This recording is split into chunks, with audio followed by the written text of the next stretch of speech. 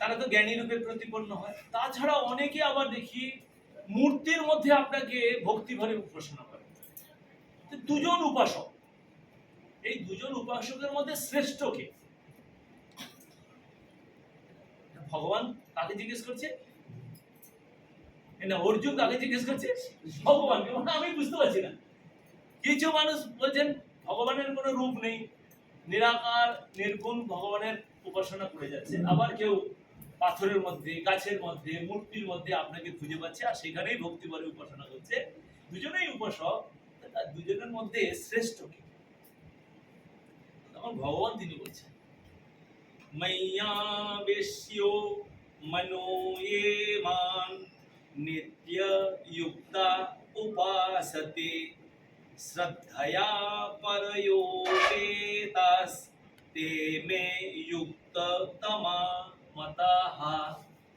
কি বলছেন যে দেখো, যিনি অ্যাকচুয়াল ভগবান তো নিরাকার, যিনি জ্ঞানী, যিনি নির্গুণের উপাসনা করছেন, তার প্রতি তো আমার স্নেহই আছে। কিন্তু সব তো জেনে গেছে, যে সবকিছু জেনে গেছে সে তো আমার ভক্তই, কিন্তু যে এখনো পুরোটা জানতে পারেনি, আমার উপরে নির্ভরশীল, কিন্তু আমার উপরে পুরোপুরি শ্রদ্ধার সঙ্গে নির্ভরশীল, ন্যাচারালি আমাকে তো তাকে বেশি ভালোবাসতে হবে। একজন মায়ের 5টা সন্তান, কেউ ডাক্তার হয়ে গেছে, কেউ অ্যাডভোকেট হয়ে গেছে, নিজের নিজের জায়গায় প্রতিষ্ঠিত, সবার প্রতি কিন্তু মায়ের ভালোবাসা রয়েছে। বাহ, আমার ছেলে কিন্তু প্রতিষ্ঠিত, আমার ছেলে প্রতিষ্ঠিত। একজন ছেলে এখনো মা মা করে, মেয়া মেয়া করে, তো মা কার বেশি যত্ন নেয়?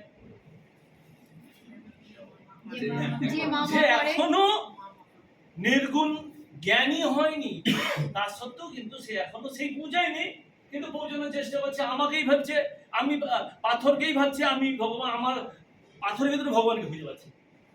আমি ন্যাচারালি তার প্রতি বেশি, সেই আমার বড় ভক্ত বলে মনে হয়। তো আজকে মাইরি সেটে 14 বছর জার্নিতে আমার থেকেও অনেক বড় বড় গুণী গুণী মানুষ এসেছিলেন মাই রিসার্চ সিস্টেমে, আমার টিম।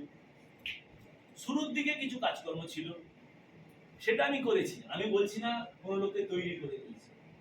শুরুর দিকে কাজকর্ম করতে গিয়ে তারা শিখে গেছেন, শিখে যাওয়ার পরে তারা নিজের নিজের জায়গায় সুন্দরভাবে নিজেকে প্রতিষ্ঠিত করতে পেরেছে। তার প্রতি আমার আরো শুভেচ্ছা, যে তুমি আরো বড় হও, আরো এগো, হ্যালো, আরো সুন্দরভাবে এগো, এই শুভেচ্ছা রয়েছে। কিন্তু এখনো কিছু মানুষ হয়তো রেসপন্স করে, কোথায় রেসপন্স করে, কোনো একটা আমি প্রোগ্রাম করলাম, তারা হয়তো কিছু টিকিট বুক করে ফেললো,